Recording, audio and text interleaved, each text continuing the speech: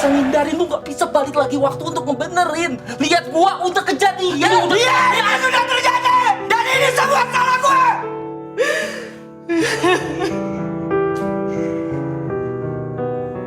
Tugas gue ngelindungin dia.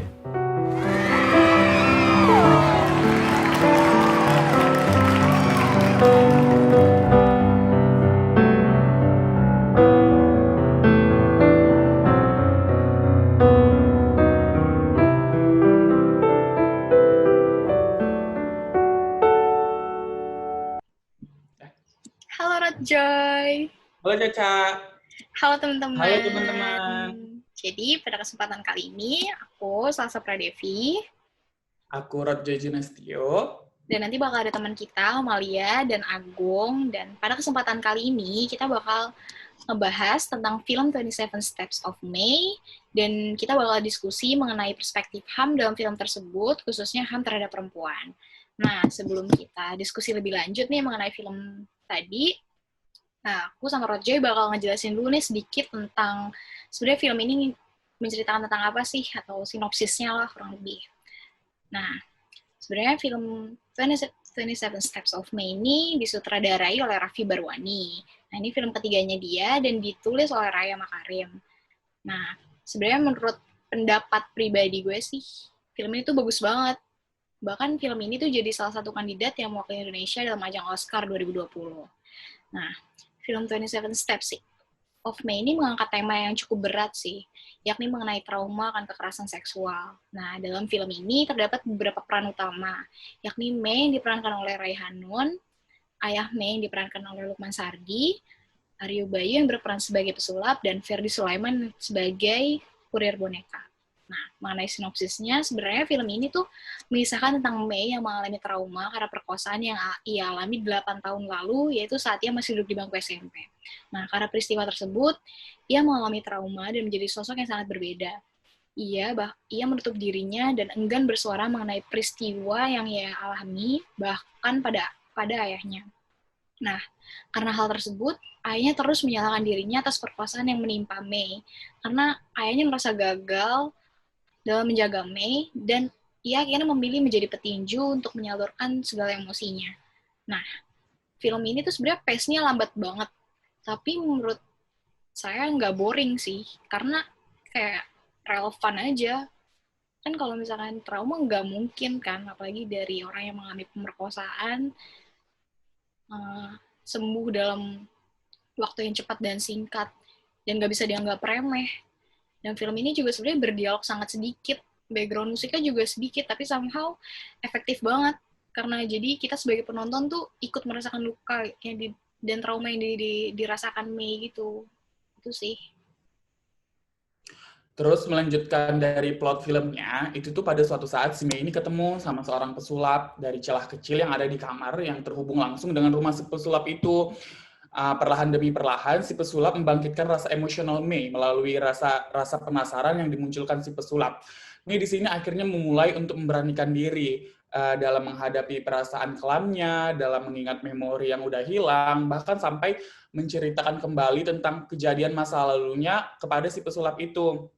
Terus di film ini juga ngeliatin bagaimana perubahan si May mulai dari makan makanan yang tawar sampai makan makanan yang berbeda. Ada juga perubahan baju yang dikenakan May yang awalnya itu warnanya itu aja sampai May memakai baju yang akhirnya berwarna. Jadi film ini tuh kayak memunculkan perubahan yang positif melalui detail-detail kecil dalam isi filmnya.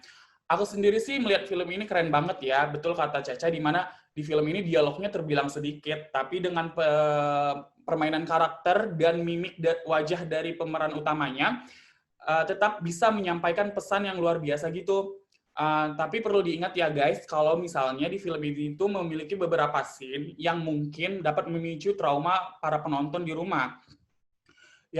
Beberapa scene yang harus kita hindari jika kalian memiliki trigger warning tersendiri untuk kasus pemerkosaan, kasus yang berdarah-darah, kasus pemaksaan, dan bahkan bakal ada scene tentang cutting-nya. Jadi mungkin menjadi pertimbangan penonton buat untuk menonton film 27 Steps of May ini. Kayaknya Cak, kalau biar lebih rame ya, kita harus kayak call Amal dengan Agung deh. Gimana kalau misalnya kita bahas scene-scene yang menjadi favorit mereka dalam film 27 Steps of May ini? Setuju, Rutjay. Yuk. Oke. Oke.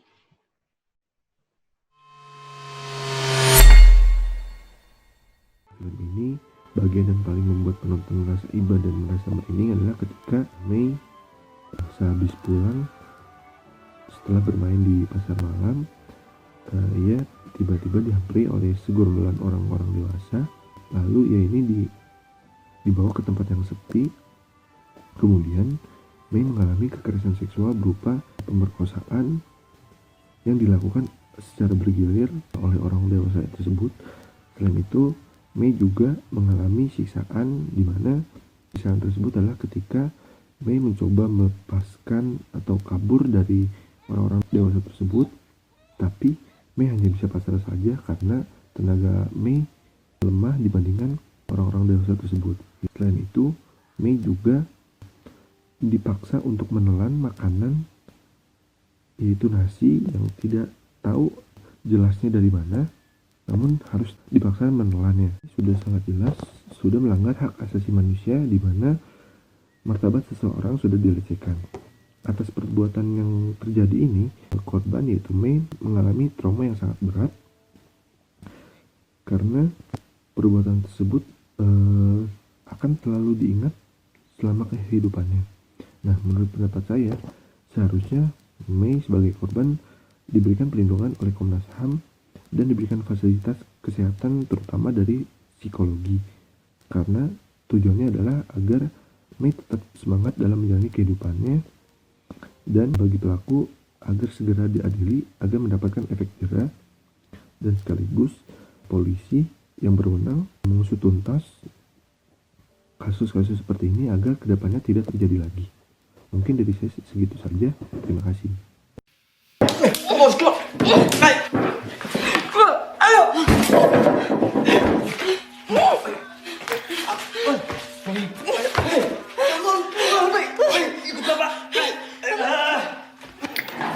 Baru kali ini sih aku lihat film yang benar-benar menggambarkan trauma dari seseorang tuh yang rasanya tuh apa ya, real banget gitu. Jadi bisa ngebayangin hidupnya Mei selama 8 tahun, hati nurani dan pikirannya tuh benar-benar terbebani banget. Sampai-sampai setiap dia ingat kejadian itu, dia milih untuk menyakiti dirinya dia sendiri. Dan menurutku ini sudah termasuk pelanggaran terhadap hak asasi manusia karena tidak sesuai dengan apa yang tercantum dalam pasal 28H Undang-Undang Dasar 1945, yang mana di dalamnya disebutkan bahwa setiap orang berhak hidup sejahtera lahir dan batin. Sejahtera yang dimaksud di sini itu kan adalah terbebas dari segala ancaman. Sedangkan dalam film ini hidup Mei jauh dari sejahtera karena trauma yang dimilikinya itu sudah menjadi ancaman yang menghambat hidupnya. Kalau scene favorit aku sih waktu klimaksnya konflik si Mei ini ya, dimana ketika si Mei ini menerobos masuk ke rumah si pesulap melalui lubang yang telah diperbesar, sehingga Mei ini muat, lalu Mei memperagakan kepada pesulap tentang apa yang sudah pernah dilalui Mei sebelumnya.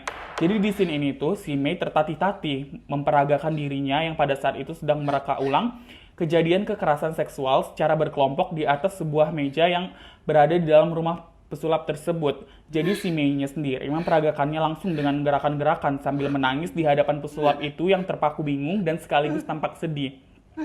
Scene ini benar-benar penuh makna ya buat aku karena si Mei akhirnya berani untuk bercerita kepada orang lain tentang kejadian pelecehan seksual 8 tahun yang lalu yang dideritanya.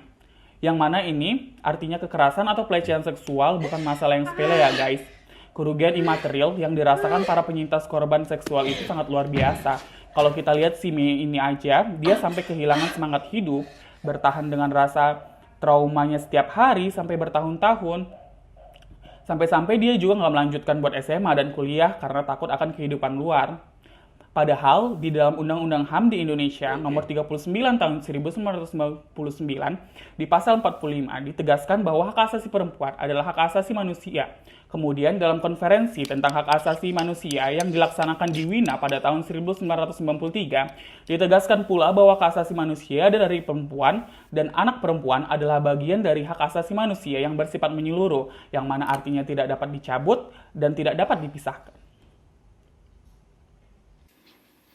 Kalau aku, scene yang jadi favorit itu yang Mei akhirnya bisa membuka dirinya lagi setelah dia berani menceritakan pengalaman pribadinya, and she finally heal from her trauma setelah 8 tahun lamanya dia menderita dan cuma ngelakuin rutinitas yang monoton setiap harinya dengan perfeksionis. Itu udah dijelasin sama bapaknya kalau rutinitas itu yang bikin Mei tetap hidup. Dan itu highly psychological untuk korban pasca trauma stress disorder atau PTSD.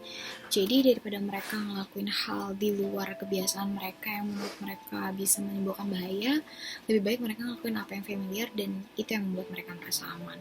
Nah, dalam scene ini juga akhirnya Mei sanggup untuk melangkah keluar kamar, bahkan keluar rumah. Selain itu juga scene yang paling ngena itu yang pas Mei meluk bapaknya dan bilang bahwa peristiwa perkosaan itu bukan salah bapaknya. Itu sih, karena beneran trauma yang dia alami Mei itu mempengaruhi lingkungan sekitar dia, terutama bapaknya, karena kan emang dia tinggal cuma sama bapaknya. Bayangin setelah 8 tahun lamanya Mei dan bapaknya gak pernah sekalipun ngobrol, dan itu yang bikin bapak yang makin ngerasa bersalah setiap harinya karena ngeliat anaknya tersiksa. Akhirnya bisa ngeliat anaknya pulih dan utuh lagi. Pecah banget sih part itu. Oh iya. Hai guys. Hai Amal, hai Agung. Hai. Kalian udah pada nonton kan 27 Steps of Me-nya? Udah. Udah. Ya udah, kalau gitu langsung aja ya kita bahas dalam perspektif HAM-nya. Nah, kalau dari perspektif HAM, gimana film ini menurut kalian semua? Kalau menurut aku sih dalam film ini tuh ada beberapa pelanggaran HAM ya pastinya. Iya, bener banget. Tapi menurutku ini lebih ke hak asasi manusia terhadap perempuan sih. Iya, kalau dilihat dari undang-undang yang berkaitan sama hak asasi perempuan, ada beberapa adegan yang menggambarkan pelanggaran HAM perempuan. Disebutin juga kalau setiap perempuan dan anak perempuan memiliki hak atas seksual dan reproduksi. Perempuan harus bisa hidup tanpa rasa takut dan kekerasan berbasis gender, termasuk pemerkosaan dan kekerasan seksual lainnya. Kemudian, apabila dikaitkan dengan Mei dalam film 27 Steps of Mei, maka dapat diartikan bahwa hak atas seksual ini tidak terpenuhi, sebab sebagaimana yang tergambar dalam film, Mei adalah korban pemerkosaan. Menurut aku ini juga termasuk diskriminasi sih, karena pemerkosaan yang dialami si Mei ini tuh bentuk pelecehan atas dasar jenis kelamin kan, dan artinya sudah melanggar hak perempuan itu sendiri. Terus juga kalau misalkan dikaitin sama Undang-Undang 35 tahun 2002 tentang perlindungan anak, maka ada hak atas perlindungan dari kejahatan seksual yang dilanggar. Karena ketika peristiwa pemerkosaan terjadi, Mei masih masuk dalam kategori anak-anak, karena pada saat itu usianya masih 14 tahun. Iya tuh, melanggar pasal 28G ayat 1 Undang-Undang Dasar 1945 yang mengatakan bahwa seseorang berhak atas perlindungan pribadi. Terlepas dari pelakunya yang harus dihukum ya, dan mengenyampingkan hal itu, kalau aku sih dari film ini lebih menitik beratkan ke arah perlindungan korban atau si Mei-nya sih. Karena kita nggak bisa mengelak bahwa pada kenyataannya pada saat ini di Indonesia itu nggak ada aturan yang mengatur tentang perlindungan terhadap korban kekerasan seksual. Iya, Ca, benar. Perempuan-perempuan yang mengalami trauma akibat dari kekerasan seksual seperti Mei ini masih banyak loh. Menurut hasil penelitian aja di tahun 2018, sebanyak 33% didiagnosa menderita PTSD. Lalu sebesar 67% perempuan mengalami gangguan mental yang serius.